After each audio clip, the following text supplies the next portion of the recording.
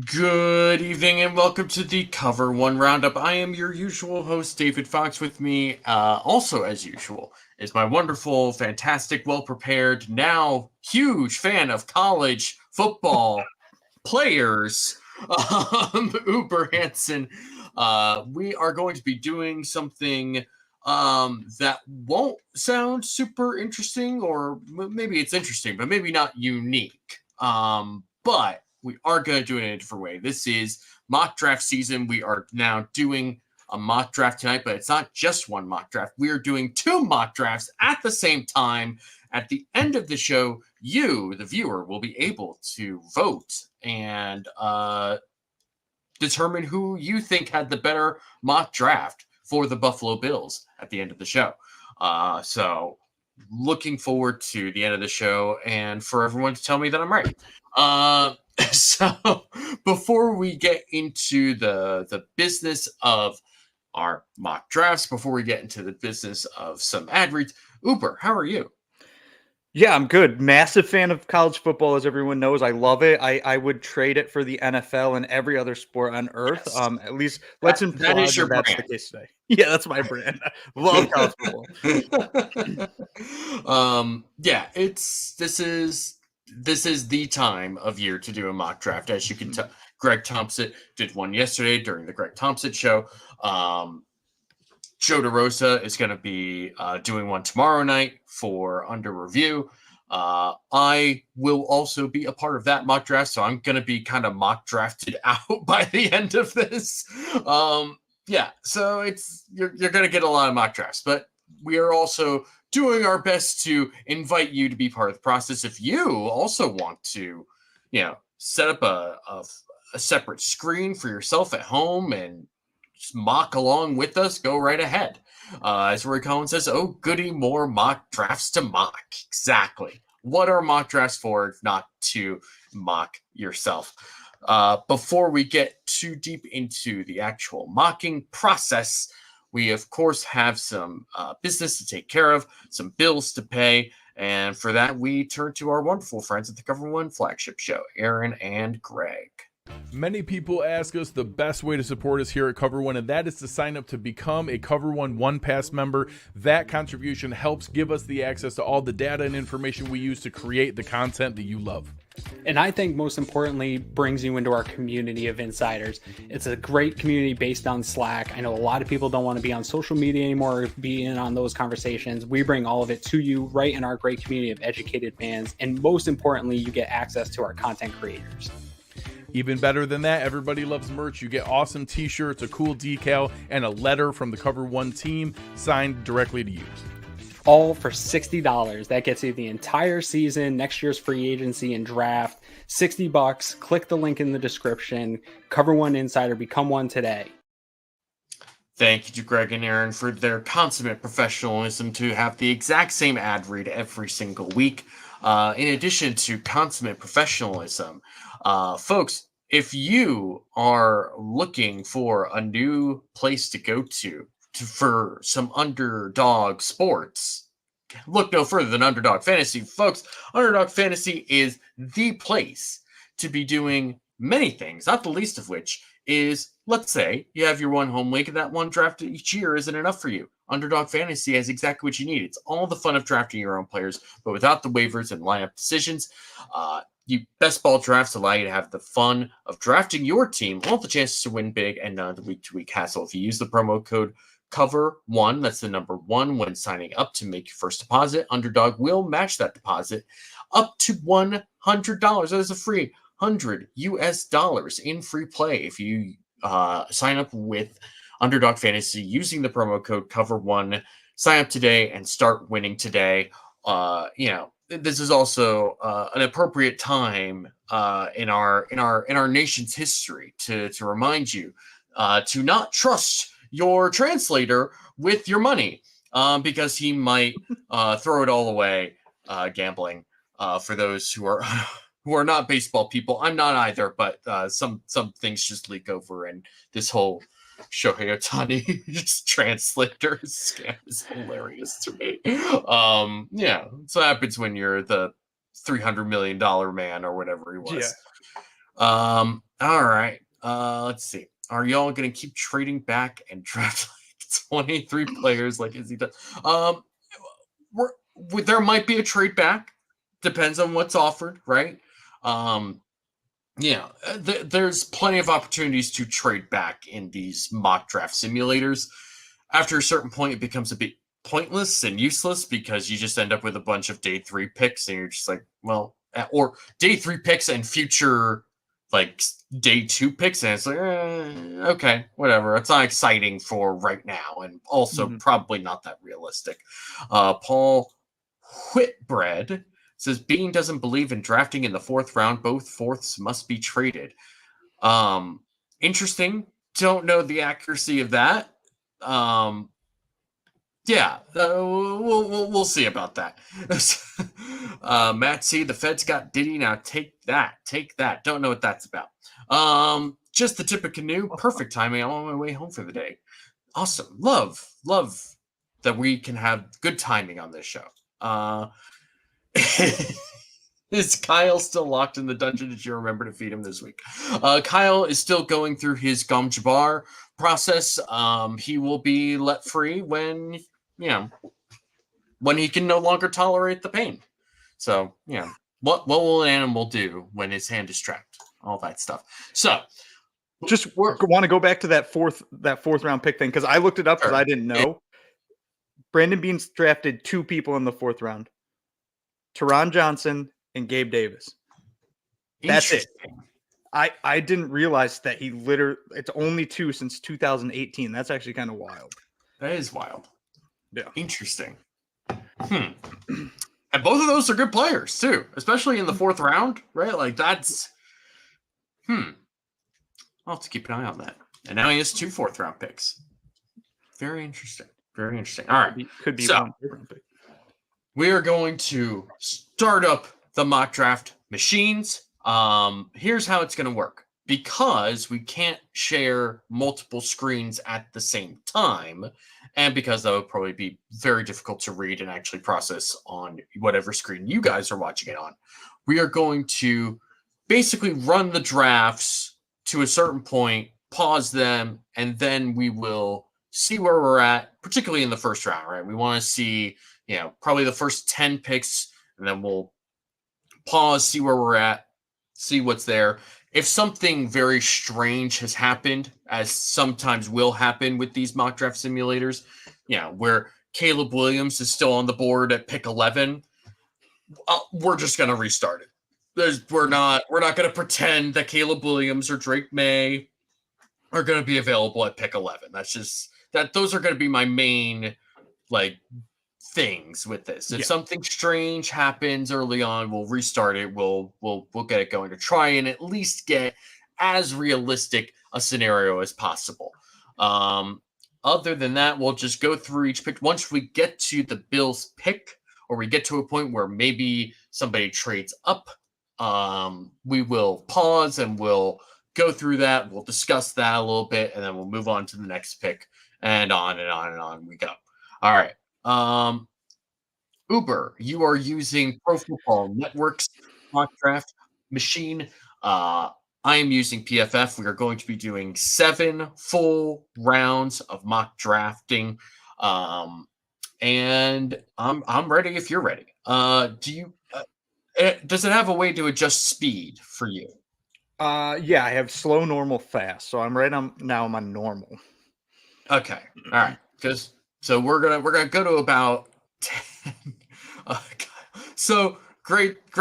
Okay, I gotta call myself out here because Kyle's calling me out. So I mentioned in the DMs earlier this week. I said we're gonna do mock drafts. It's tradition in the mock draft for the Cover One Roundup to do suits, and I totally forgot about that. By the time I got home, Uber was ready with his Bills jacket.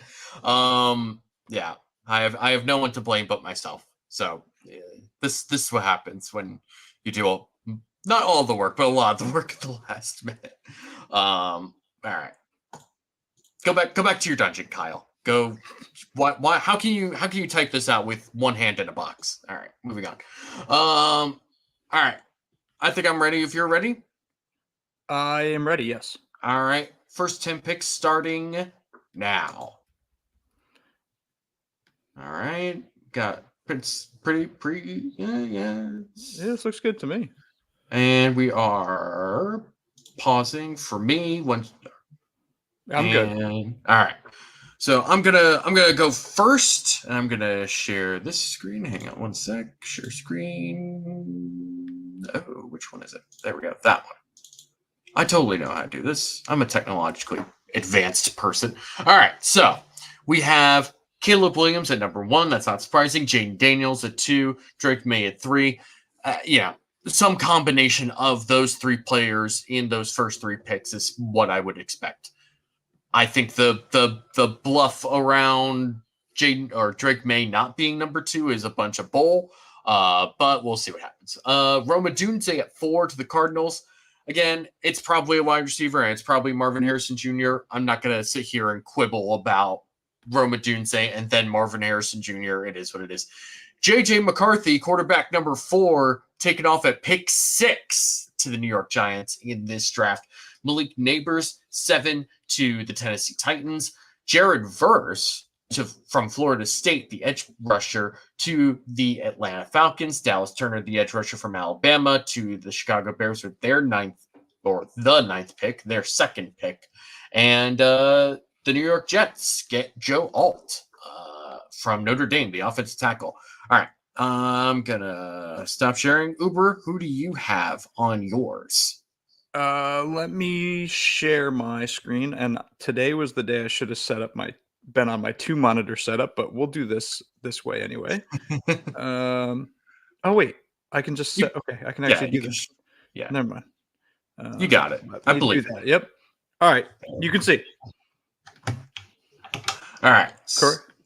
Yep, we're good. Okay. Go for it. All right, so I'll walk through them real quick because most of them are similar to you. Caleb Williams to the Bears, Drake May to the Commanders, J.J. McCarthy to the Patriots, and then a trade here. Minnesota moves up from pick 11, gets pick 4. They trade 23 in next year's third.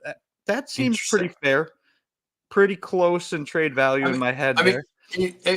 Given that you've done all the work in terms of creating an actual trade value chart, I'm gonna yield to you in terms of any trades that happen and what the actual value is there.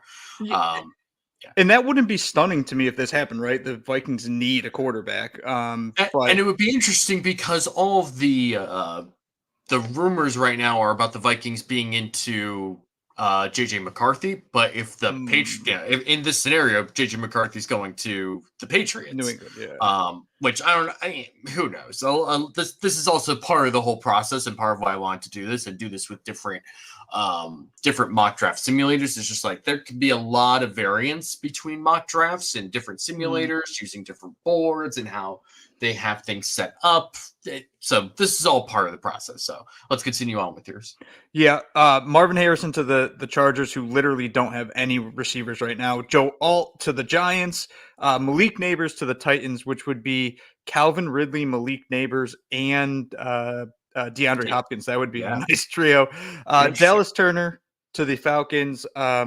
You say this name to the Bears. I'm not going to attempt to. Olumiyiwa. Oh boy. Fashanu. Yeah, let's just call him Fashanu. So Fashanu to the Bears. And then Roma Dunze to the Jets, which would be nice for the Jets. It would be nice for the Jets. God, Roma Dunze with Garrett Wilson. Ugh, I don't like that. I don't like that. I don't like that world. I don't like that. I don't like thinking about that.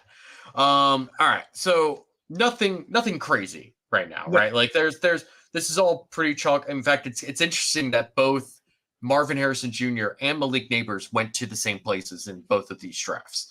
At pick 5, Marvin Harrison went to the Chargers. Pick 7, Malik Neighbors to the Titans. I think that's interesting. And I think it's interesting that like they have wide receiver as a big need for the Titans, even though they've signed Calvin Ridley and still have DeAndre Hopkins. I don't totally disagree with that. I wonder what the value of using that pick for that is. In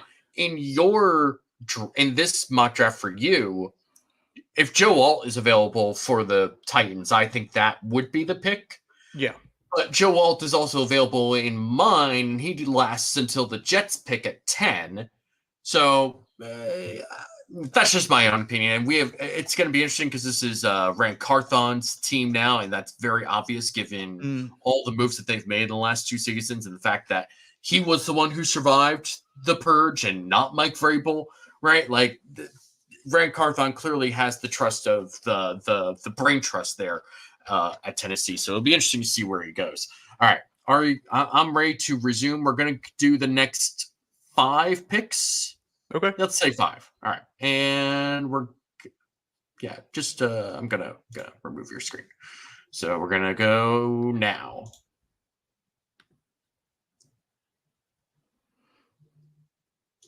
All right. We'll start with you. What do you got? All right, popping back up on this little screen share here. 1 second. Boom. All right. Amarius Mims to the Cardinals, the team that traded down with the Vikings. Right, yeah. Okay. Jared Verse to the Broncos. I think you can probably answer this better than I can. He's right up there as like top 3 edge rusher, maybe the number 1 guy. Yeah, him and Dallas Turner are like the top 2 guys. And the UCLA edge rusher whose name we were trying to figure out how to pronounce, Latu Latu. Yeah, those are the top guys in the edge class. So it's interesting that edge for the Broncos. That's interesting. You know, I don't know how realistic that is, but that's all part of the process as well. Yeah, I'm trying to think of their depth at edge right now. I mean, the Broncos are in so much trouble as is. Like they need so much talent right now. It could just be BPA. Like it's hard to say like, oh, well, the Broncos don't have. The Broncos kind of have a need all over the board at this point. Like they need wide receivers. They need offensive. Well, I would say the only thing that I wouldn't necessarily mock towards them would be like offensive line, because the offensive line is pretty like solid across the board. It's not like great value for them because they've spent so much money to get the guys that they had, but they're decent players. You might see like a center at some point because they lost Lloyd Cushenberry to free agency, but that I would imagine would happen later rather than earlier. It looks like you have Talisi Fuaga from Oregon State, offensive tackle to the Raiders. Again, that's a team that just needs players, so that seems fine to me. Brock Bowers to the Saints, I guess. It's another weapon for Derek Carr to waste, I suppose. And Terrion Arnold to the Indianapolis Colts. That seems like a very Chris Ballard pick. They have a need at corner. They've made an emphasis on defensive line in particular. So getting a corner to go with Gus Bradley in that system makes sense. I'm going to take your screen off. I'm going to share my screen now, which is coming up now. And so I've got Brock Bowers to the Vikings, who stayed at 11. That feels wrong for a team that gave TJ Hawkinson an extension. That feels a bit odd. That's not. It's a nice weapon to have. I mean, Brock Bowers with Justin Jefferson and TJ Hawkinson sounds awesome. I just don't get that for them. It just doesn't make a ton of sense to me. J.C. Latham to the Broncos. Talisi Fuaga, same pick, to the Raiders. Fashanu, the Penn State tackle who went to the Bears at number 9 in your draft, goes to the Saints in this draft. That makes sense to me. They kind of need as much help as possible on offense. And another corner to the Colts, this time Quinion Mitchell from Toledo. This has been a very popular player to mock to the Colts. It's to the point where I'm like, this is either the Colts kind of intentionally or feeding misinformation to people to try and get a player to fall to them that they want, or this is who they want and everybody just knows it. Quinion Mitchell seems to be a safe bet for the Colts at this point in the draft. All right. We are gonna go to I think we should just go to the Bills pick at this point. There's nothing crazy happening at the moment. Yep. I think we should just go to the Bills pick at this moment. All right, I'm going to take my screen off, and we are going to go starting now. Oh, man. All right, that's rough. Okay. Yeah. Oh. Okay, that makes sense. Okay. That's what I was afraid of. Okay, all right. So, are you caught up? Yeah, I am. Okay. So, I'm going to start with mine. All right. The Bills are currently on the clock. It's pick 28. There's some players that were taken that I really wanted, as is typical. Let me just share this so I'm not just doing whatever right now. And that no one can see. Let's see. So we had Latu Latu, the aforementioned edge player, going to the Seahawks. Byron Murphy, the defensive tackle from Texas, to the Jaguars. Terrion Arnold, the corner from Alabama, to the Bengals. Graham Barton, tackle from Duke, to the Rams. Brian Thomas Jr. From LSU, the wide receiver, goes to the Pittsburgh Steelers. Troy Fatanu, I believe, tackle from Washington, goes to the Dolphins. Tyler Guyton, tackle from Oklahoma, goes to the Eagles. Go Birds. The Minnesota Vikings trade. It looks like that's a trade. Or is that a previous trade? I can't remember. This is a trade. This is a trade from Cleveland. Cleveland does not have a first-round pick, right? I don't think so, no. What pick number is that? What pick number? This is 23. Is this supposed to be Houston? 23, I have the Cardinals and Vikings made a trade there on my screen. That's on my screen. So that means... What's the 23rd pick? That the Cardinals went back. So that's the Vikings pick. That's the Vikings pick. Okay. All right. I think that makes sense. Okay. So Cooper DeJean goes to the Minnesota Vikings at 23.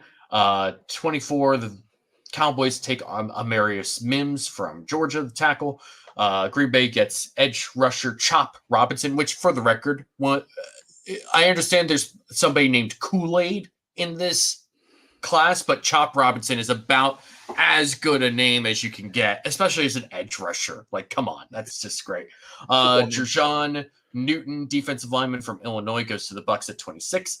And Adonai Mitchell, the Texas wide receiver, goes to the Arizona Cardinals at pick 27. So here's one of the things I'm happy about. I'm happy about Adonai Mitchell not being on the board because I didn't want people to be all, you need to take Adonai Mitchell, you need to do this. And no, that's not what I'm doing here. So it looks like, all right, so we're going to get some comments here for quickly. RJ says, I think there will be at least 8 wide receivers taken in the first. That's very rich. That's a lot of receivers taken in any round of any draft. The Broncos have no QB, says Roy Collins. Accurate. They also have like nothing else on their roster. Like they don't have anything on their roster. Let's see. Chris Jenkins, or interior offensive line, worth having a discussion about. Kyle, still with his hand in the box. Take the fast boy, David. There's several fast boys, and I'm probably not taking any of them. William Collin says trade back. So let's see. There's 2 trade offers, or it says 2 trade. I don't know how to actually view trades on PFF, so we're just going to ignore that for now, which is totally exactly what I should be doing. Okay, I get this now. Okay, so the Ravens are interested in trading up to 28, and they're not offering me anything. They just are informing me that they're interested, along with the Niners. Okay, this makes sense. So we could just craft a trade. I'm probably not going to do that because I don't like spending all that time, because we're already spending a lot of time just getting to the first pick in this. So in my mind right now, there's a couple players. Jackson Powers Johnson is a very interesting player to me. 19th on PFF's board for this draft. Just a really good player, young, and it's hard to find good, young, big men that move well. And he's certainly that. And while the Bills don't have an immediate need, for an offensive lineman, they have a future need, right? Like, I don't love the idea of Connor McGovern being the center for the future. I think David Edwards is fine as a guard. He's not the most exciting player I'd have at guard, but the other aspect to this, of course, is maybe this is a bit of a luxury pick and there's other things that you'd rather have, say defensive line. But if you look at where the defensive line group is right now, Braden Fiske is great. We are big fans of Braden Fiske on this podcast, but that's a 3-tech. And the Bills are in a weird place with their interior defensive line where Ed Oliver is kind of one of the only 3-techs on the roster right now. They've got a good rotation for 1-tech with Austin Johnson and Daquan Jones, but they're both 30 plus years old. They're not long-term answers to what the Bills need at that position. So either you take someone that you're already like having good depth with to begin with, or you're taking somebody that you're spending now multiple first-round picks in the last like 5 years on a 3-tech, and there's other things like edge, and unfortunately, the top 3 edges are already off the board, and the guys that are left, Darius Robinson is interesting. I don't know if I'm in love with him at 28, though. Jonah Ellis is a kind of day 2-ish guy that I might be interested in. So it's a bit of a pickle. If we're going true like best player available based on what is available for us and what is needed for the Bills, I don't think Nate Wiggins is the answer here. I'm not interested in taking a corner this high. I think they'll take a corner in this draft. I just don't think it'll be this high.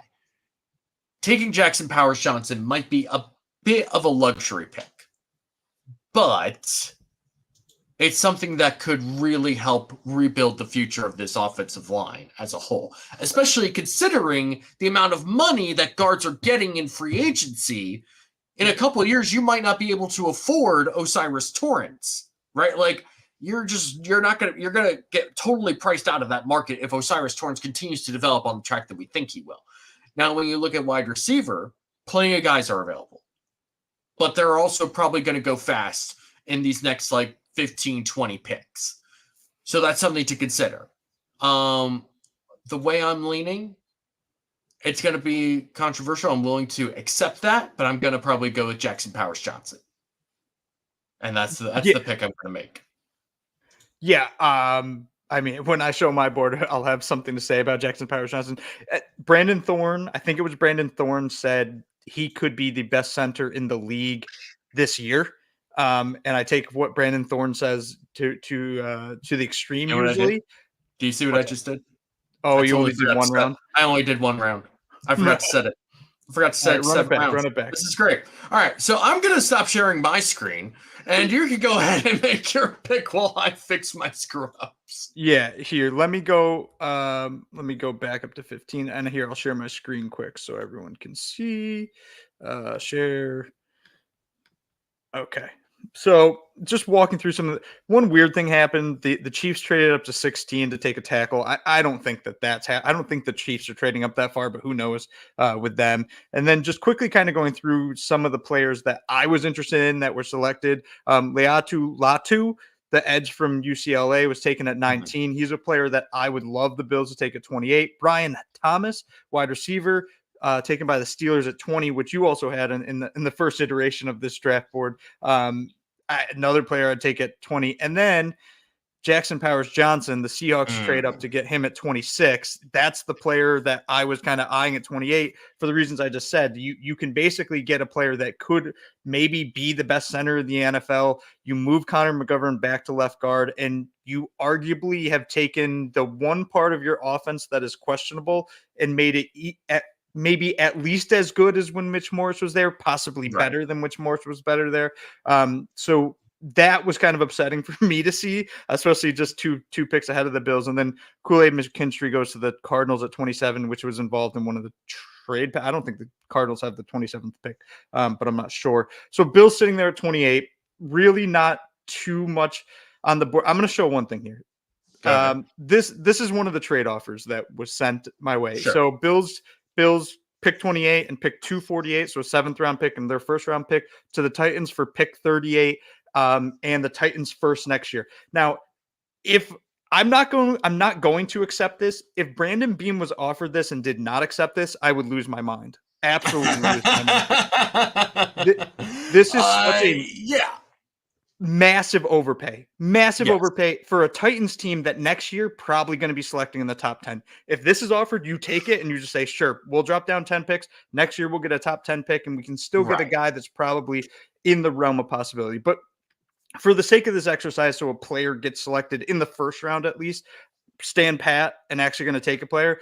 And I had 4 players that I was interested in this pick. There's 1 remaining, and he's sitting right here in Cooper DeJean. Ooh. Yes, Uber. Yes. So the one, I guess, criticism I have of myself in selecting this pick is safety is not regarded in the NFL currently as like a high value position or like a massive position. So taking a safety in the 1st round, pretty risky.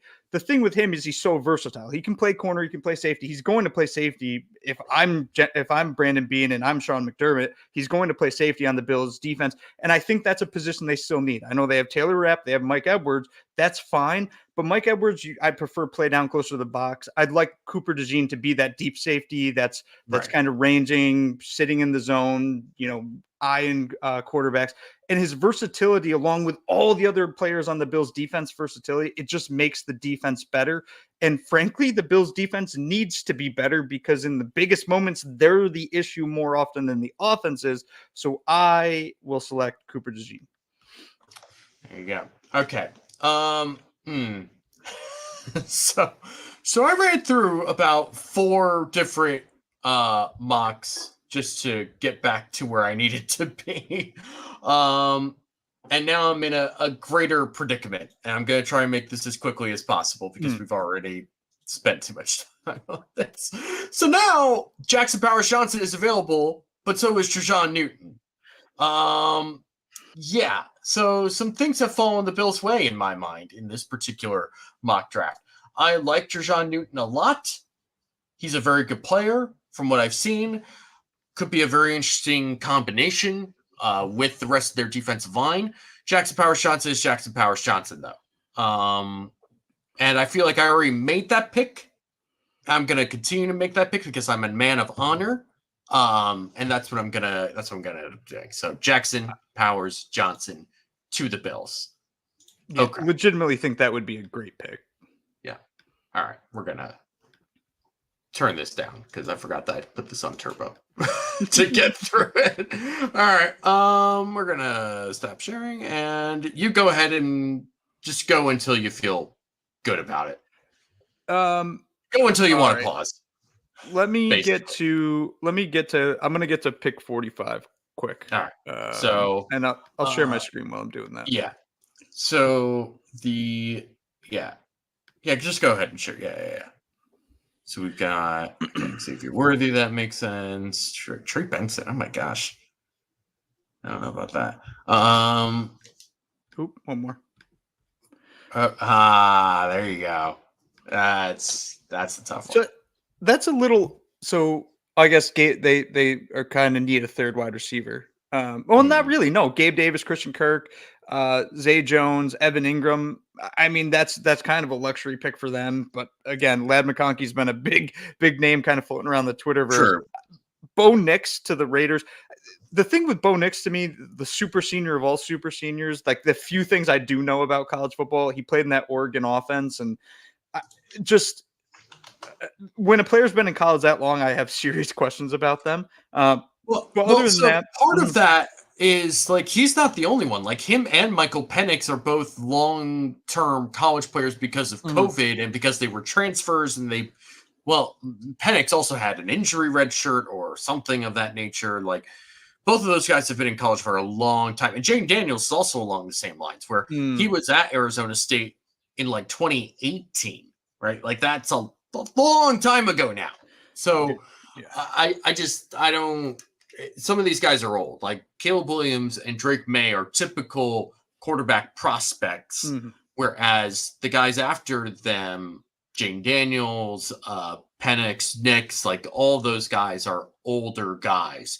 So it's tricky. It's tricky to try and figure out how much that matters to the league and how much that matters to these particular mocks. But all right, so looking at what's available. So Keon Coleman, Adonai Mitchell, Andy, wow, a run on wide receivers. Like, and listen, Yeah. I don't think that that's unrealistic either, where there's just a big run on receivers at the top of the second round. I think that that's a very real, especially if those particular guys are still available. And I think there's a good chance that they are. I think that like you could see quite a few trade ups to get those guys. You got Jordan Morgan from Arizona. Okay. Ernest Rakestraw. What a name. Ennis. That's Ennis a good name. Rakestraw. Wow. All right. Moving on to Trey Benson, Christian Haynes. Okay. TJ Tampa. Troy Franklin to the Falcons. Do the Falcons need another skill player this high? No, dude. You got Kyle Pitts. You've got Drake London. They signed Darnell Mooney. What's the plan here? Falcons mock draft AI, whatever it is.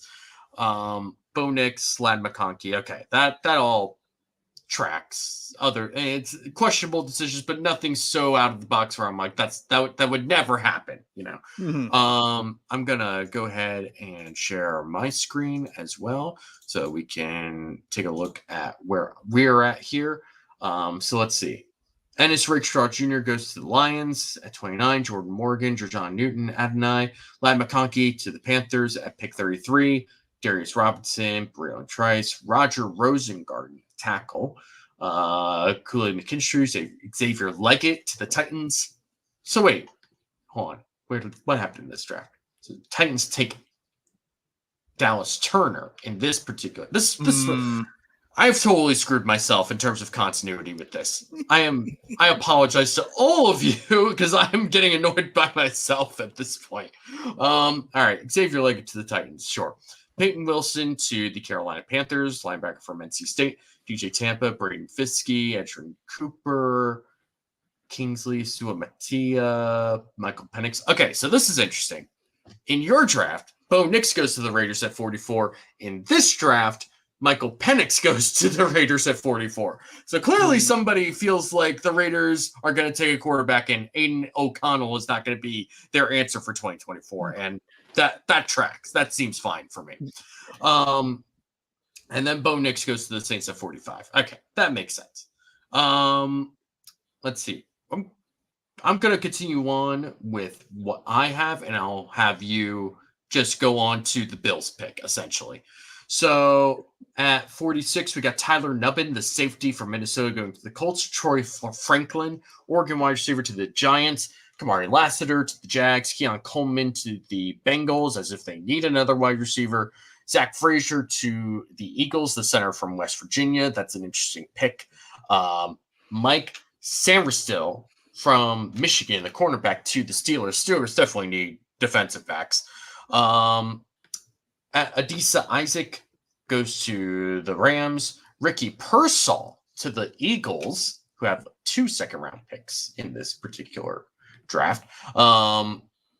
That's interesting because they have a big need at wide receiver 3, and they haven't seemed to care about that particular need.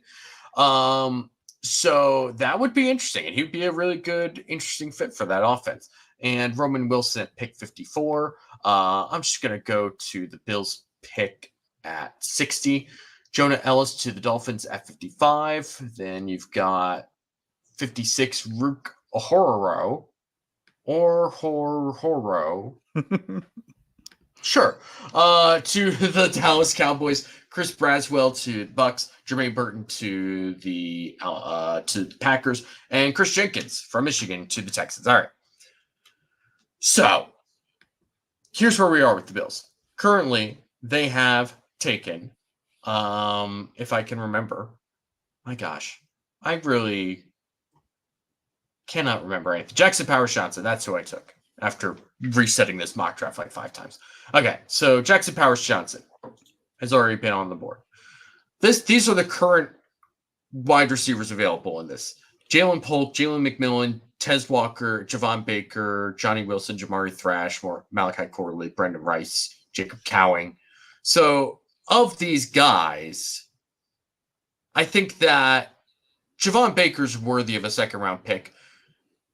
These Washington guys, they're not fits in my mind, right? Like there's injury problems, there's fit problems. I don't love that. Tez Walker's interesting, but probably not who the Bills are looking for. I like Javon Baker a lot. It would kind of be funny to see Bills fans automatically assume that this is another Gabe Davis player, right? Just because he's a wide receiver from UCF. In terms of other players that would be interesting at this pick, let's see. T'Vondre Sweat. I don't see the Bills taking a player like T'Vondre Sweat. Just somebody that's clearly like a 2-down, really large interior defensive lineman. Yes, it's fun to have overly large human beings on your football team.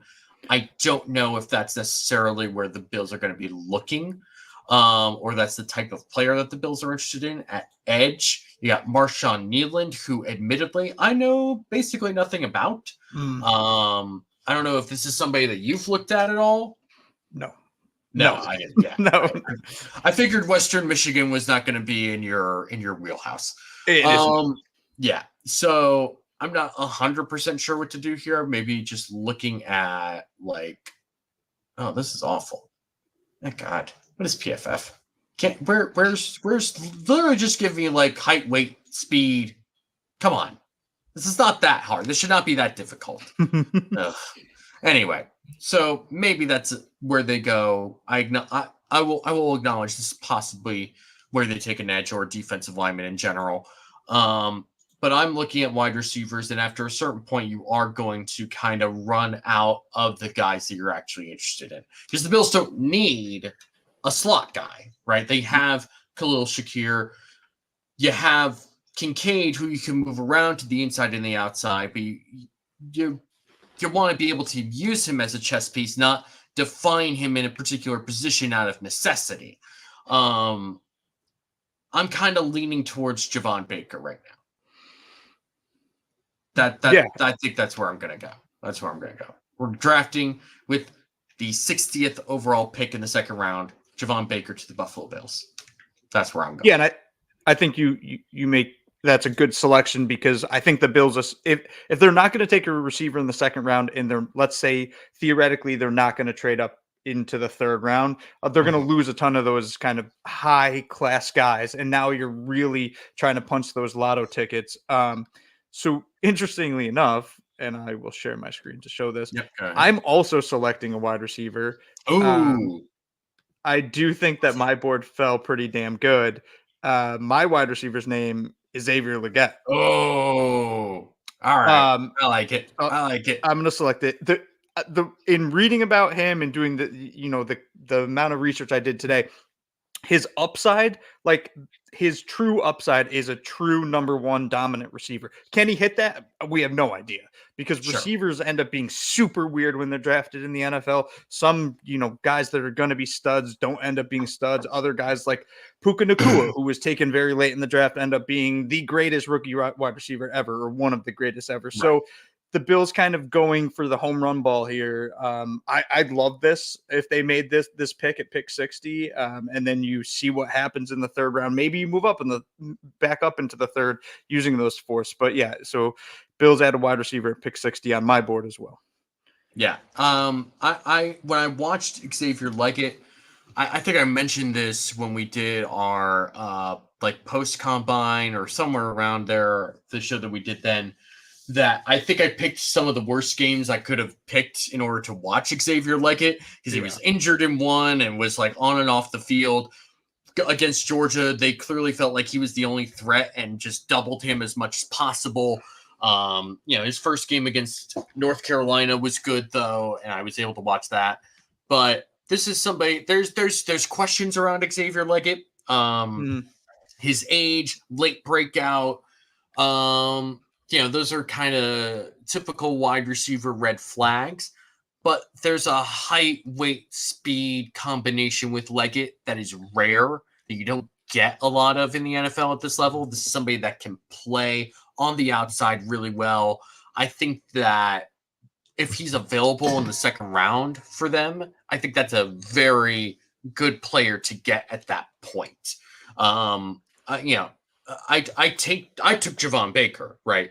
But I think if Xavier Leggett is there, I would rather have Xavier Leggett than Javon Baker. And I like Javon Baker. Like, that's not a knock on Javon Baker. That's just more how I view Xavier Leggett as opposed to Javon Baker. This is tricky because now we're in a position where you've taken the first round Cooper DeJean. Yeah. So we've both taken sort of unusual players in the first round that have not been mocked to the Bills very often. And I think that's good because I think when you look at the history of like how people tend to mock picks to the Bills, it's very rarely matched up to who the Bills actually pick. Some of that is just the nature of mock drafts in general, but I think it also speaks to the fact that like the Bills don't really leak a lot of information out of the building.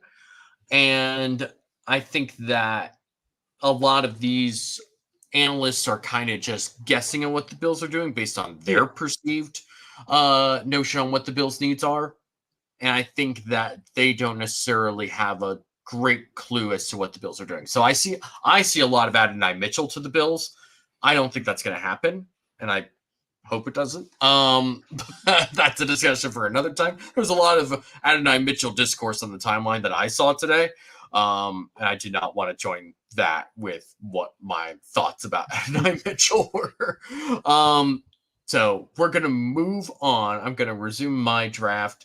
You can also resume yours. So we're heading into the third round. Yeah, go ahead. Just want to throw one thing out, like in regards to like the national narrative or like the national people that the people that are mocking people to the Bills from a national level, let's say, that they're almost always wrong. And I think last year was a perfect example of that. When the Bills selected Dalton Kincaid, the national reaction to it, or the reaction from national media, was, the Bills don't need a tight end. Why would they select a tight end? They have Dawson Knox. What are they going to do with this guy? And it's like the clear misunderstanding of what the Bills were looking for in Dalton Kincaid and the national perception of what the Bills needed was so far disconnected that it made no sense to kind of watch that reaction. So when you look at mocks and you look at people like now I can't even think of any of their names, but when you look at national people mocking drafts, they're doing it from too high a level. It's not granular enough where they truly understand the requirements of each team. Not saying that either of our drafts are going to be correct by any means,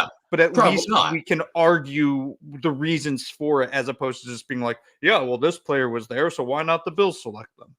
Right. And, we also make fun of like, oh, mock drafts are, inaccurate, whatever. I mean, our last mock draft on the Cover One Roundup before last year's draft, we had Dalton Kincaid as the first pick. Granted, that was after a trade back into the second round, but still, like we were pretty confident in getting Dalton Kincaid at that point. Are you set with the next Bills pick? I'm resuming now. So you can go. I'm ready. So I'm gonna go ahead and throw my screen up here. So despite the discussion earlier about fourth round picks and Brandon Beane not using them, I am going to use them because I'm just pretending to be Brandon Beane. I am not actually Brandon Beane. So as you can see here, the Bills pick at 128 and at 133. 133 was a compensatory pick for Tremaine Edmonds last year. The board is looking sparse in terms of players that I recognize, which will make this whole discussion a lot more difficult. So I'm basically just looking for players that I can discern and recognize as somebody worth picking. So in this particular draft, again, Jackson Powers-Johnson and Javon Baker have been taken by the Bills. Let's look at safety, because that's another kind of, I feel like I feel like Bills fans would like a safety early. I just don't see the Bills doing that. You obviously have Cooper DeJean. Again, maybe Cooper DeJean is like one of those players where they're like, whether he's a safety or a corner doesn't matter. We're just going to take him, right? Like, I don't think they would expect Cooper DeJean to be available at 28. And maybe that's all they care about. Or maybe they use that as a way to, get somebody to trade up for Cooper DeJean, But I don't know. It's that I'd be a little surprised at that. And then obviously you took Xavier Leggett. So we have here's somebody that I recognize. Two names actually, both LSU defensive tackles, Mekhi Wingo and Mason Smith. Mason Smith, from what I know, and admittedly it's not much, but Mason Smith, from what I know, is a talented defensive lineman who has an injury history, like a lengthy injury history, which is tough, but it's also the 4th round, and you kind of just need to take some swings on guys at this point. You need to just go for guys that you feel good about from a talent perspective. So with pick 128, I'm going to go ahead and take Mason Smith from LSU. Okay, I'm going to share my screen. Okay, go ahead. Oh my gosh. You got this. I believe in you. I'm not the fastest switching. All right, so I have a list of players that I kind of did a little bit of research on, trying to find some guys, and a lot of what I did was more 2nd, 3rd round, just trying to get some ideas there. I'll say this: at this point, at pick 128, every single 2nd and 3rd round guy that I have is gone. A lot of them that might still be there. Maybe there's a couple safeties left on the board that I had looked at. But there's no reason for the Bills to take another safety with one of their first 3 picks. So more what I'm looking at now is positional, right? What do the Bills need from a positional standpoint on their depth chart? The main thing the Bills are missing as of today is a backup behind Ed Oliver, a 3-tech style defensive tackle that's more of a pass rush specialist. So I can't really speak to many of these defensive tackles who fits that level of play, except for Gabe Hall. And now this is going to end up being a reach, I think, at pick 128. So what I've looked into when it comes to Gabe Hall is he's a player that can play inside. He could also play to the edge in certain cases. He's kind of raw. He has some learning to do, but is a player that is intriguing to me because of that versatility. And I wouldn't be pissed if the Bills went and attacked a player that could play both of those spots, especially because I expect Ed Oliver's snap count to only uptick more. So if you can have a player on your roster that can spell him, but can also rotate out to the edge in certain sub packages, that's a player that I would go for. I would be interested in. Again, I think this might be a little bit of a reach. PFN has him listed at 163. I'm taking him at 128 just because I think that he's a player that kind of fits the Bills' requirements at this point in the draft. The other thing to consider with somebody like Gabe Hall is the McDermott Circle of Trust, which includes Dave Aranda.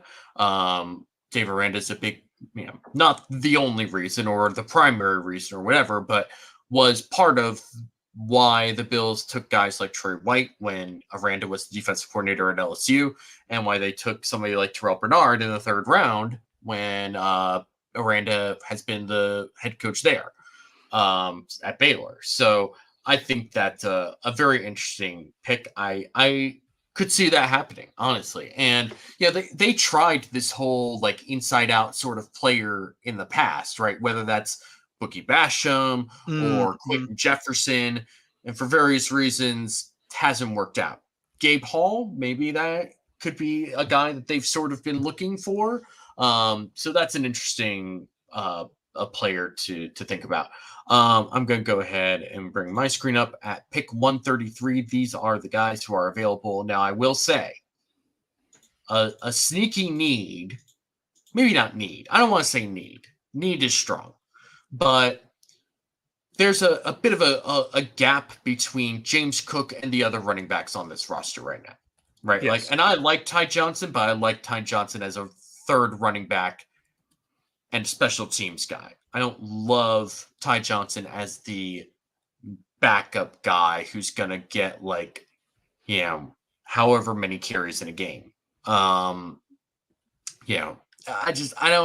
don't love that. There is a guy right here that I like a lot in Will Shipley from Clemson. And while I think that this particular blurb and write-up is a little wrong, I don't view him as a scat back. I actually think that he could provide a lot of good complement to James Cook because he can run in the interior really well. He can take punishing hits. He's a more physical back than I think James Cook is.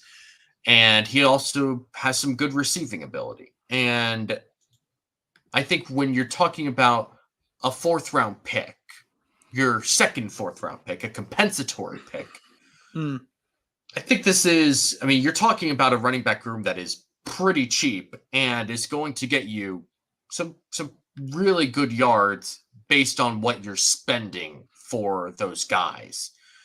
I'm kind of leaning towards Will Shipley here because if you're looking at some of these other spots, right, like, do you really want to take a quarterback this high up? I don't. I don't feel the need to do something like that. Defensive line, we've already kind of looked at. It is what it is. Edge, Muhammad Kamara. I couldn't really tell you exactly what. 6'1", 250. Doesn't necessarily seem like their type of guy. Just doesn't seem like their sort of player. Outside of that, I don't know, maybe one of these guards, Tanner Bortoloni, has been somebody that has been on Bills fans' radar, and I think that that's possible, right? Like, because Aaron Kromer likes his blue blood offensive lineman picks, but this is somebody that it looks like could be available in the 5th round for the Bills, and so I don't want to like push that so far ahead. I think I'm going to go with Will Shipley. This draft is turning out to be much more offensive-oriented than I was anticipating it to be. But I'm going to take Will Shipley. I pick 133 for the Bills. It's funny you went running back because that's kind of what I'm eyeing right now. Yeah. I'm just checking one player's measurables because this site has literally nothing on him. Okay. Let me present again here, and maybe you can enlighten me on this player if you have any knowledge of it. Ray Davis, running back, Kentucky. Do you know anything about him? I wish I could say I did. Okay. I got nothing right now. What? So I'm interested in running back. And Jalen Wright being 5'10", 210, I like, and with a 9.8 RAS score, that's pretty damn good. I like that size because it does suggest that's a denser style running back. I know Jalen Wright is a pretty explosive runner from my understanding. He's kind of a speed guy when he gets out in the open, but at that height, I'm kind of looking height and weight. I'm looking for a thumper. I don't know if he necessarily fits that mantra. I can't really speak to any of these guys here, right? I don't know any of these names outside of Blake Corum. I don't know if there's a running back in this draft I can really tell you much about. Just for the sake of it, I'm going to select Jalen Wright. I think a running back in the 4th round by the Bills is a good idea because your point is perfect. The Bills have James Cook, and Ty Johnson is a nice player. We saw him do well in the Bills offense last season. That doesn't mean he needs to be RB2. Wouldn't surprise me if the Bills take a player like a Jalen Wright, let's say, or like a Ray Davis or an Isaiah Davis, whoever those people are, in the 4th round of the draft because they need another running back, and this could be the guy for them. So I agree. Jalen Wright, running back out of Tennessee. Jalen Wright, Tennessee. All right, so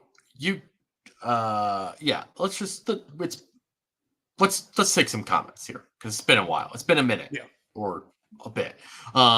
Let's see. Roy Collins, Mel Kiper has us taking a corner in round 1. I don't see that happening. I really don't see that happening. Bills are electric. Bills wanted a pass catcher. Dalton was the best one left. All the other wide receivers are gone. Yeah.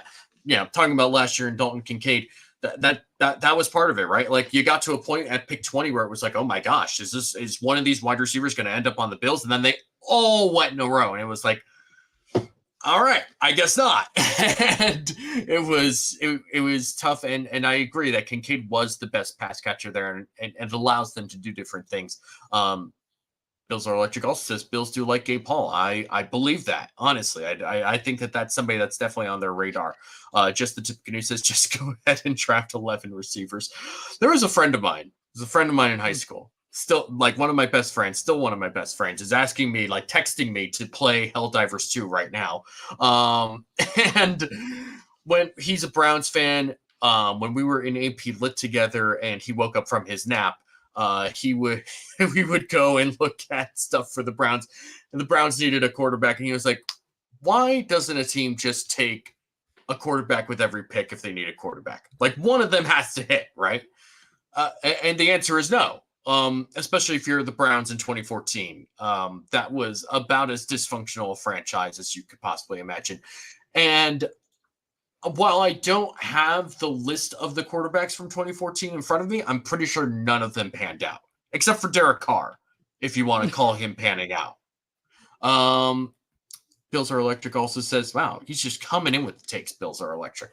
You can't overwork James Cook. Need him strong at the end of the season and playoffs. I 100% agree. And especially given this, where this offensive line is, given the fact that they clearly want to run the ball more than they have, like back when Dorsey and Dable were the offensive coordinators, right? Like, I think Brady will emphasize the run game more than they will, and will be more consistent about running the football. And I think that, yes, James Cook is great. James Cook is a Pro Bowl running back, but having somebody to help offset that also provides not just allowing him to rest for a couple of snaps a game, but also just adds a different dynamic and element is important. Joe DeRosa of Under Review, whose show I will be on last night. So if you're sick of my voice now, get ready for tomorrow night. It's like Dueling Banjos, but without the banjos. In my mind, when I came up with this, it was actually Dueling Pianos in my mind. But, you know, such as it is, different upbringings and all that. All right, I have the next pick available in my draft. If you want to go ahead and simulate to your next pick, we are at pick 144 in the 5th round, and there actually is somebody else that I recognize, and that is Logan Lee. Now, I only recognize this guy because I thought he looked interesting in drills during the draft or during the combine. That's about all I could say. Now, he's from Iowa, which means that he's been taught a specific, or not specific way of playing, but he's been taught well. Like, you could say a lot about Iowa Hawkeye football in that it's extraordinarily boring and horrific to watch offensively, but they coach up their linemen on both sides of the ball very well. And so if you get to this point in the draft and you feel like, I'm not really sure who's available, I'm not really sure who to take, Iowa is not a bad school to look at in terms of players. 6'5", 291. He's a senior. It's interesting. Had I not taken Mason Smith just a few picks earlier, I probably would be interested in this, or at least more than I would have thought. But we're also going to look at some other positions. Now, I'm not totally against taking him anyways, and maybe trying to find a way to maybe thin him down and push him out to edge a little bit. I don't know. There's different things that I'm interested in doing. But let's see. At edge, there's nobody really popping off the board. Let's see. At safety, is there anything? Bo Brady, James Williams. James Williams could be interesting given that the Bills' new cornerback coach just came from Miami. James Williams is, oh my gosh, he's 6'5". How many 6'5" safeties are there? That's massive. How many 6'5" defensive backs are there? I might take that just for that. I'm sure, that sounds stupid, but I might do that just to have a 6'5" safety. All right, I'm gonna keep that in mind. Yeah, that'd be good against Campos for sure. Oh my gosh, I never 6'5" safety. That's wild. Interior, Tanner Bartoloni is still available. Bills' next pick after 144 is going to be at 160, and they have another pick at 163. I'm going to take this ginormous safety that I've never heard of, because that's what mock drafts are all about. 6'5", James Williams at pick 144 is going to be the Bills' pick for me. You can go ahead and do you have the next pick available? Yeah, I do. I'll say ahead. I looked up James Williams' Raz too. Sure. His height. So this is from 0 to 10 for people that don't know. Sure. 10 being the highest rated player of all time in that specific metric for their position. James Williams' height, which is 6'4" with I think it goes 2/10 of an inch or something along those lines is the number. So 60-42 is a 995. So there aren't many people that measure bigger than him, and he weighs 231 pounds, which is a 998. So he is a big boy back there. So yeah, that's the jump ball specialist right there. If nothing else, it's an interesting athletic player to have that somebody on your staff has some measure of familiarity with. And I mean, what's the worst thing? A 5th round pick becomes a core special teams player. Sounds good. I'm good with that. That sounds good. Yeah, I'm always about the special teams. All right, sharing my screen here. I love special teams. So again, looking at positional needs for the Bills, and I did some quick Googling while David was doing his selection here. I'm going to end up going with Bo Lemur, the offensive center out of Arkansas. So what I found on him, basically center, guard, flex. So if you're thinking of a player on the Bills roster currently that has that, you're thinking of Will Clapp, who they just signed, who did play center for the Chargers last year, can play guard, and I think he was brought in to be that Ryan Bates-esque player. I will say, though, I'm legitimately nervous about this whole Connor McGovern shift to center, and that's why Jackson Powers-Johnson in the first round makes so much sense to me. Right. If Connor McGovern doesn't pan out at center for the Bills, they will move him back to left guard. David Edwards will go to the bench, and Will Clapp will come in as center. I'm not super confident that Will Clapp is going to be a good center. And by good, I mean top 16, let's say top 20 in the NFL. Sure. He's probably going to be a bottom tier guy, which I'm not really excited about being in the middle of that offensive line in front of Josh Allen. If Bo Lemur, however you say his name, ends up being a guy that does have that positional flex, that gives him a path not only to the roster, but is a player that Aaron Cromer possibly could develop. And maybe he's your guy 8 games into the season. If things aren't really working out well, you say, let's plug this rookie and see what he has. And maybe he has enough to be the Bills starting center, not just for this season, but for seasons in the future. Yeah, I think that there's nothing wrong with getting extra offensive line depth, and especially with an offensive line coach like Aaron Cromer, who has made his living on taking guys and just developing them, especially late round guys. Like this is just what he does. And I think that is also with my next pick at pick 160 that I'm going to take the center from Wisconsin, Tanner Bortolini. This is somebody who is 6'4", 310, redshirt junior, comes from a blue blood program. Wisconsin, I mean, that is just like offensive line central, right? Like this is somebody that could really come in and there's nothing wrong with offensive line depth in today's NFL. We talked about this before where like the Bills were very, very lucky in that they had all 17 games be played by the exact same guys. Like that does not happen in today's NFL, and it probably won't happen in 2024. So you need to be prepared for that. And now that you've traded Ryan Bates away and you've cut Mitch Morse, you're thinning out what's available to you in those scenarios. So you need to kind of reshuffle and kind of churn the offensive line depth a bit. And I think bringing in somebody in this draft, if not multiple somebodies, is important here. So Tanner Bortolini is going to be my pick at pick 160. And I'm also just going to pick up pick 163 because I don't think this is going to take long, and then you can make your pick and we'll go from there. Very pick to safety. What are we thinking here? Like safety, what wide receivers are available at this point? Luke McCaffrey is still available. That's interesting to me. Younger brother of Christian McCaffrey, 6'2", 195. I don't mind having another depth receiver. But you know, I don't really know what that all means in the long term. At quarterback, Sam Hartman is interesting to me. Caden Slovis doesn't interest me all that much. John Rice Plumlee will be a UDFA, even though I like him a lot. Let's see, at edge, Braden McGregor, kind of similar to what was available previously, 6'6", 267, kind of fits their general archetype at defensive end.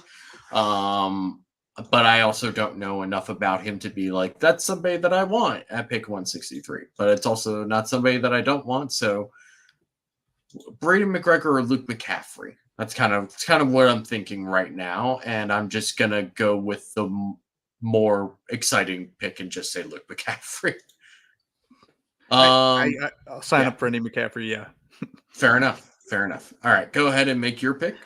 Yep, and I'll do the same thing. I'll take both of those guys, those selections. So the first pick I'm going to go with is Jonah Ellis. So 13 sacks. Get him at 160. So get an edge on the Bills that could rotate in. So this is what I mean when I say that, like, where you do your mock drafts matters. Yeah, because I don't think Jonah Ellis is sitting in the 5th round. No. At this point, I don't even think Jacob Cowing is sitting in the 5th round at this point either. The pick right before this, but you know, there's been guys where I probably thought that in previous drafts that are available at that point. So, you know, based on what we know and what seems to be the consensus, guys like Jonah Ellis and Jacob Cowing probably won't be available then. But there is a possibility where the league has a little more information than the analysts do. Maybe there's something there. I don't know. But that seems slightly unrealistic, but I would obviously take that in a heartbeat if that were available to me. So moving on. For sure. So at pick 163, so I'm going to do something that I don't know if it fits a lot of Bills fans' ideas of what they want in the draft, but I'm going to pick a linebacker. I'm looking at the Bills linebacking core right now, right? You have Matt Milano, Terrell Bernard, Nicholas Morrow, and Dorian Williams. Those are your top 4 guys. And going into the season, that's probably the top 4. The one that you could kind of push out there, surprisingly, is Nicholas Morrow.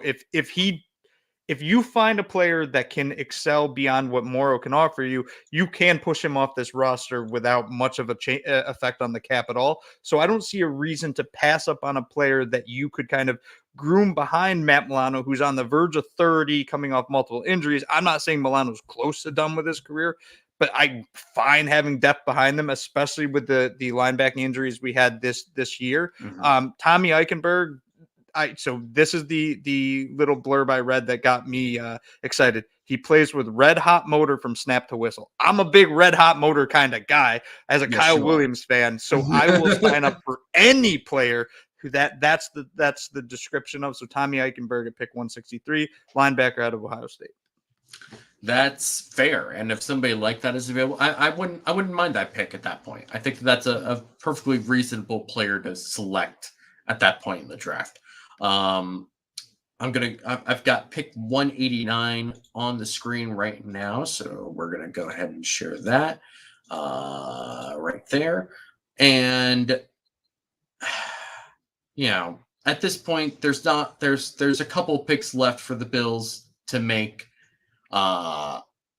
You know, realistically, they're not making as many picks as we are taking in this draft, but trading gets into the weeds a bit, and I don't love having to negotiate a whole bunch of trades. You know, so at this point, I'm kind of leaning towards a quarterback because I like Sam Hartman. You know, he's got that dog in him. You know, he's got that thing to him where he could be a backup quarterback for a long time in the NFL, in my opinion.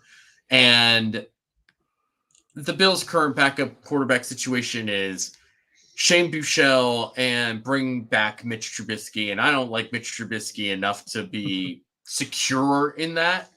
And I don't like Shane Buechele enough to like say, oh, well, they have Shane Buechele. Yeah, you don't need to worry about that. It's like, no, let's just churn that room a little bit. Let's see what we get here with Sam Hartman. So I'm going to take Sam Hartman at pick 189. I mean, just by the way Sam Hartman looks, come on. I'm fine with it. All right, here. So I'm sharing my screen. So I'm actually going to.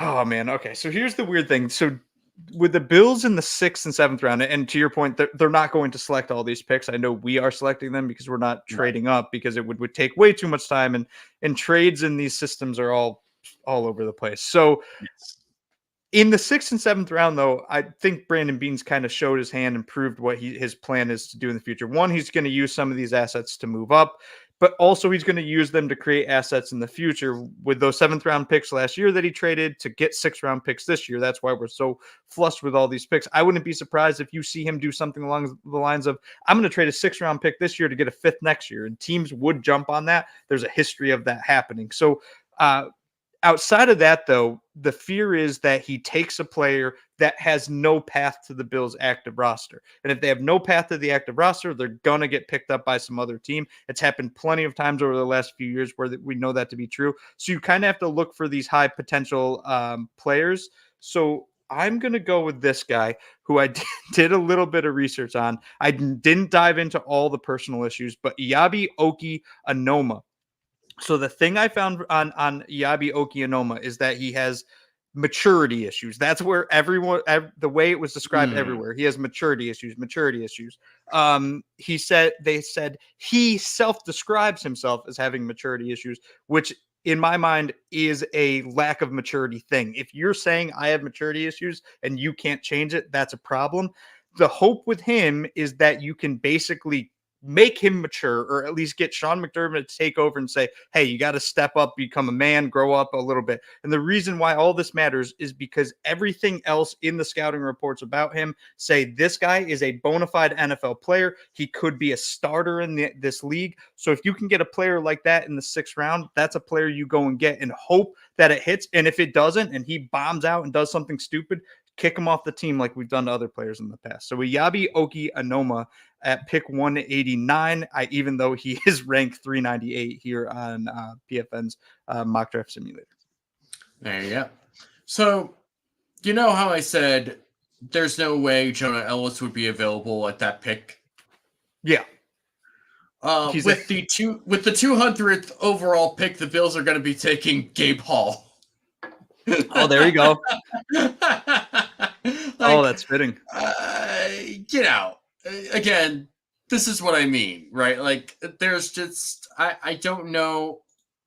I don't see a scenario in which Jonah Ellis or Gabe Hall or both are available this late in these particular drafts. It just doesn't make any sense to me. Again, I could be wrong. There's a very real possibility that I'm wrong. I just don't think that I am.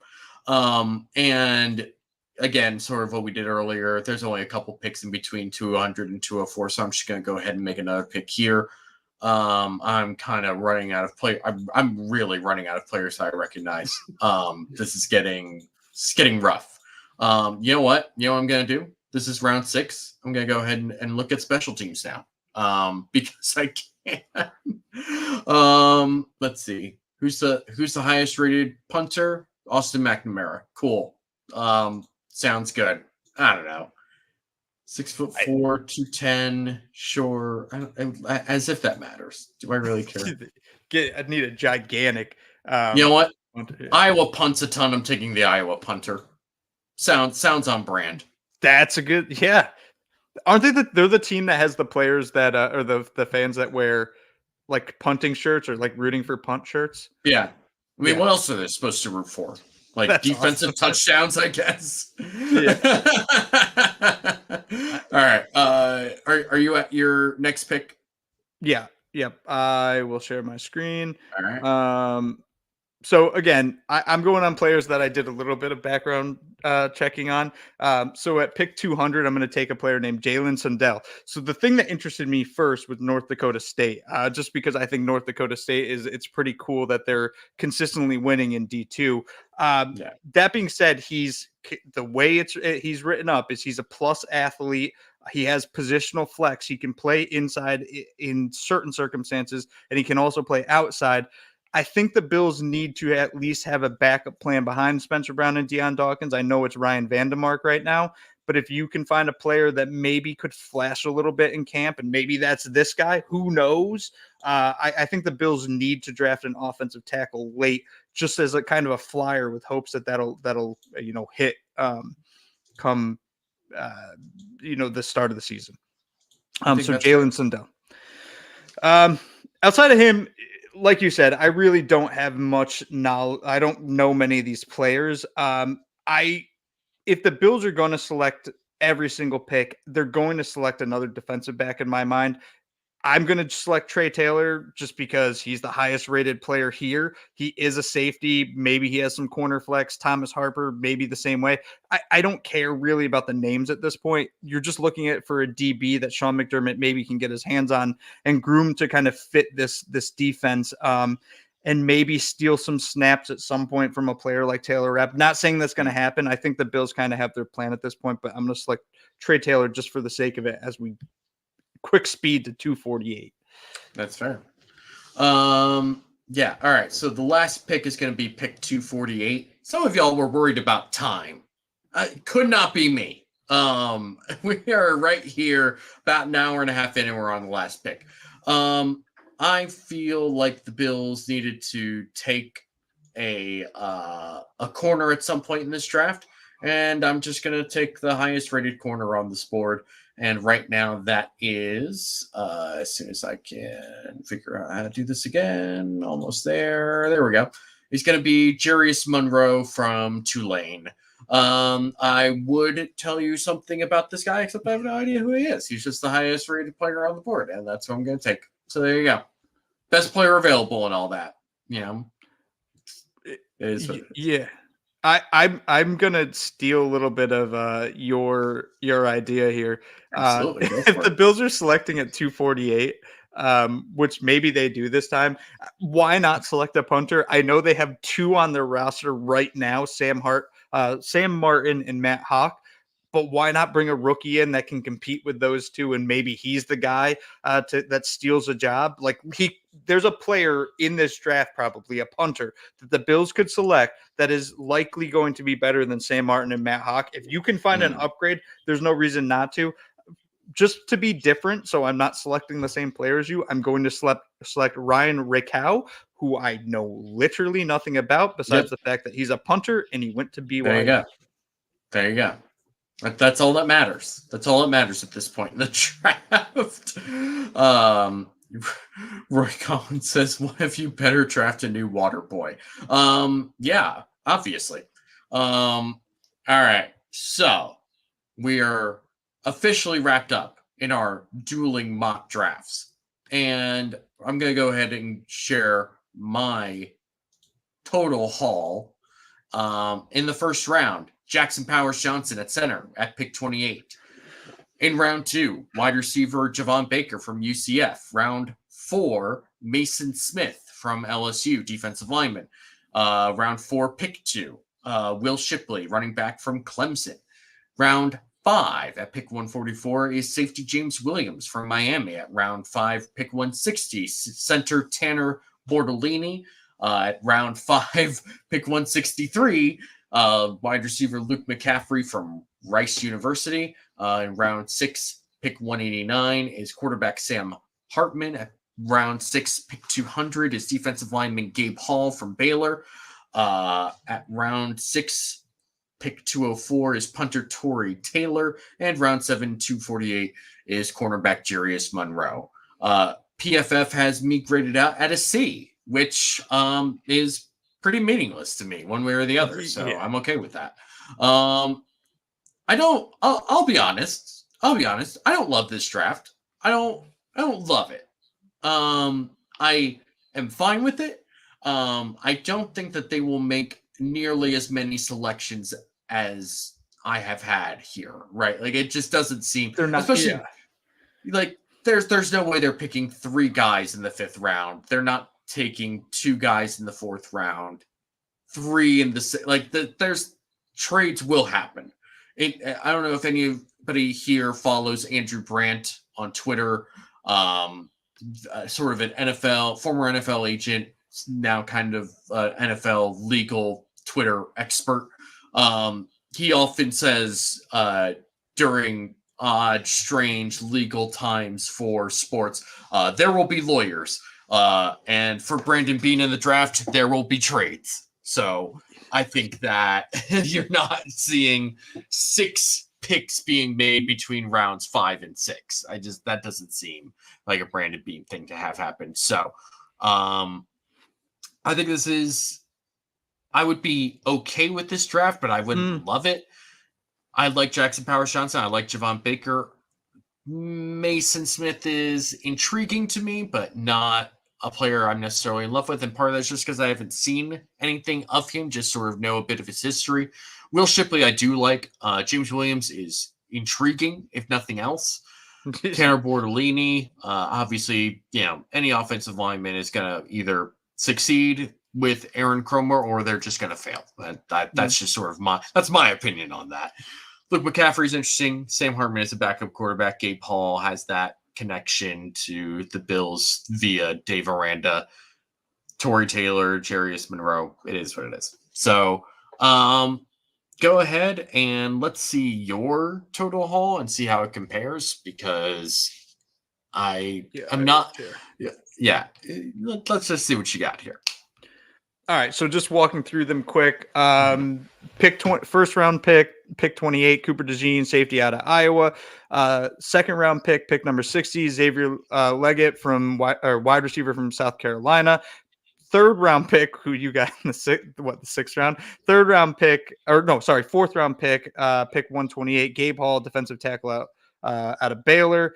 Pick 133, Jalen Wright, running back out of Tennessee. Pick 144, Bo Lemur, offensive center, possibly guard out of Arkansas. Pick 160, Jonah Ellis, edge out of Utah. Pick 163, Tommy Eichenberg, linebacker out of Ohio State. Pick 189, Iyabi Oki Anoma, edge out of Charlotte. Pick 200, Jalen Sundell, offensive tackle, North Dakota State.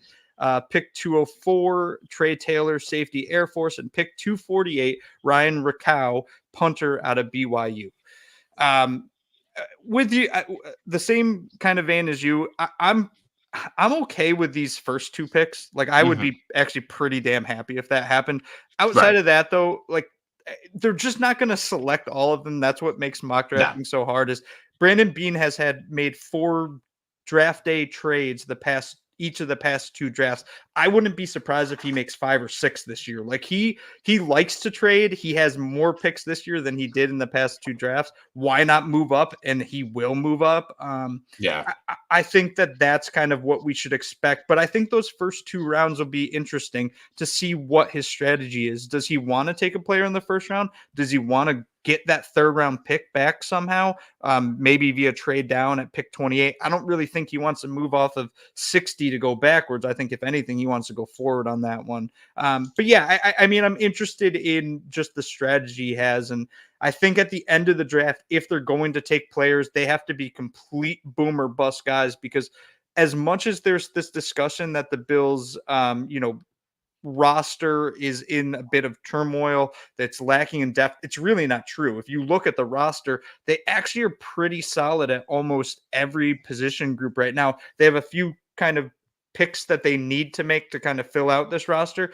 but after the first few rounds, I would bet they do that. And at that point, it's, well, what do we do now? How do we find a player that can beat out somebody like, I don't know, DeMar Hamlin, which that'll cause a whole freaking stink to have that discussion. Right. But how can they find a player that can beat out Ryan Vandermark? Like, those are the players that if you're drafting late, you're trying to find a guy that can beat out that dude. How can you find a guy that can beat out Darrington Evans? You should be able to find a running back that can, but that remains to be seen. So I think the draft will be interesting, but I think this was a good exercise because it kind of exposed, what positions that you and I are looking at, what players are getting drafted, where was interesting, especially in the first round of this draft. Yeah. Going through mock drafts is an interesting exercise. But it's often just sort of based on people's hopes, right? It's just, that's all it is. it is what it is. That's fine. It's fun to look into these and seeing where you know, where the consensus sort of lies among different sites and where their boards are and all that. But at the end of the day, it is what it is. So all right, now is your chance. For those of you who are still here and watching, thank you for watching this entire 90-minute dueling mock draft scenario. This is your chance. If you want to throw, this is basically going to be in lieu of True or Rubbish because I can't think of anything for True or Rubbish this week. Go ahead, whoever's mock you like more, throw it in the chat. Uber, David, whoever. You know, maybe you can say that you are the better mock drafter, and you can go ahead and throw on Twitter tonight or tomorrow and at me or at Uber or someone, and Well, I'll let you know if I approve of it. Spin, a consistent viewer of the show. Thank you for joining us. But it looks like you joined late, and I enjoyed this whole sequence of comments. Did you just draft 2 punters? Oh, never mind. I'm just seeing things. Oh, wait, no. You just had 2 different drafts going. So first of all, thank you for being able to put that together. That was good. Walter S says everybody loves the idea of using all 11 draft picks until we get to cut down day and they complain about parting with fan favorites. Always quality over quantity for me. Yes, to all of that, right? Like fans of any team get very attached to kind of the underdog story or somebody that like looks good in training camp and all that, but Bills fans I love their Andy Isabellas of the world. It's Bills fans. It's every football fan out there. True. Every team has their, oh, well, this guy could be something, because everybody wants to be first on someone, right? Like, oh, I knew that Puka Nacua was going to be a guy. There were at least 5 people at Rams training camp watching practices thinking that. And to their credit, they were right. But, it's hard to say that every guy's going to end up like Puka Nacua, right? Like, that's such an anomaly. Walter S. also says, it's a tie. I hate them both. You know what? I respect that. I respect that greatly. Roy Collins says, Izzy wins with 23 picks. He also says, Uber picked Iyabi. I can't vote for him. Winning by default. That's how I get by in life. I love that. Let's see. Yeah. So, if you're coming into this later in the day, you want to throw it in the comments below. Feel free to pick out who you liked, who you didn't like, who you would have picked instead of who either of us picked. You can yell at us for both of us taking punters if you want to. The choice is yours. We will. I don't know if you have anything else that you want to discuss or talk about for tonight.